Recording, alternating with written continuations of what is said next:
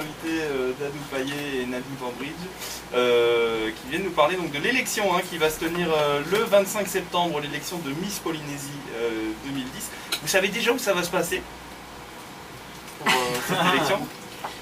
Donc on aimerait bien que ça se fasse à Toata pour une bonne raison, c'est que je crois que ça va être notre principale source de revenus. D'accord. La soirée. Si toutefois les sponsors...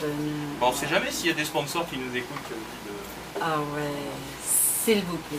Et c'est quand même assez impressionnant parce que, on le disait tout à l'heure, la jeune fille donc, qui est élue part à l'étranger. Il y a également Ina Pater là, qui est partie pour se choisir. Donc c'est quand même une élection qui est représentée et il y a un écho médiatique autour de ça. Et donc vous n'êtes pas du tout soutenu. Par exemple, est-ce qu'on pourrait imaginer que le ministère de la Culture vous soutienne un petit peu? Ça par exemple c'est impossible. Ça. Alors si, quand même, notre ambassadrice du tourisme, Ina Pater, a eu la chance cette année de se trouver l'année où il y a l'exposition universelle à Shanghai.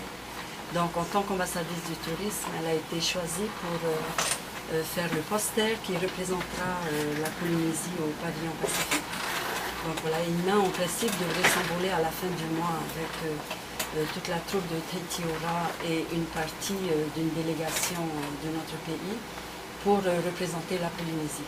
Là donc je suis très contente pour Ina parce que c'est quand même un but que nous avons fixé à Miss Polynésie, c'est d'offrir à ces jeunes filles un métier. Bon, il n'est pas toujours évident parce que ce qu'elles ont choisi à faire, c'est le métier qu'elles ont choisi dans la vie, comme Mihi bien sûr, un concours de beauté, je ne sais pas ce qu'on pourrait leur amener, si ce n'est que leur ouvrir une voie dans tout ce qui est photo, des contrats de film peut-être, ça il faudra poser la question à la Mihi. Et donc voilà, donc Ina, elle travaille dans un hôtel à Punavia. Donc elle a aussi cette chance de pouvoir fréquenter des touristes et de parler de notre pays, chose qu'elle le fait très bien, avec professionnalisme. Et puis voilà, donc ta question à propos du GIE Tourisme, cette fois-ci je vais être d'accord avec le GIE Tourisme, je ne vais pas trop les descendre. L'année dernière nous avions été nous présenter à Dani Panero, qui nous a dit que bien sûr elle ne pouvait pas nous aider puisque bon, ben voilà, c'est dur aussi pour le GIE Tourisme. Et puis il y a eu cette occasion de prendre Ina pour faire ses photos avec Tini Makena. Et puis par la suite, le ministre Steve Amblin a bien voulu utiliser Ina en tant que jury de la Polynésie. Voilà, donc nous sommes très fiers de Ina. Et toi Nani, alors depuis que tu es devenue Miss Polynésie, qu'est-ce qui a changé pour toi? Les gens te reconnaissent dans la rue? Tu as eu des propositions professionnelles pour des photos? Ou est-ce que ça t'a aidé? Ça t'a ouvert des portes? Depuis que je suis élue, oui, on me reconnaît dans la rue. J'ai été à Bora, même à Bora, on me reconnaît. Et j'ai eu quelques petites propositions pour des photos ou des petites choses comme ça. Il paraît que tu as fait un truc incroyable, que tu le racontes quand même, que tu as dansé la danse tahitienne devant 1 milliard de téléspectateurs. Oui, donc en fait, lors de l'élection de Miss Monde, on pouvait présenter des danses locales. Donc j'avais préparé un OTA avec Dadou Payet. Et le soir de l'élection, j'ai eu la chance de danser ce OTA devant les 1 million de téléspectateurs. Wow. Alors que tu n'es pas danseuse Non, je ne suis pas une danseuse et juste pour l'occasion, donc on a préparé ce OTA. Ben, bravo à toi. Oui, super. On se retrouve dans un instant sur Énergie, toujours avec nos deux invités. Alors on nous dit par SMS Star Wars, bien sûr. On écoute One More Lie sur Énergie, le nouveau Craig David. Restez avec nous. Dadou. Scorpion. Oh, comme moi. Super. Les grands esprits se rencontrent. Ouais, c'est les meilleurs. Allez, tout de suite l'horoscope.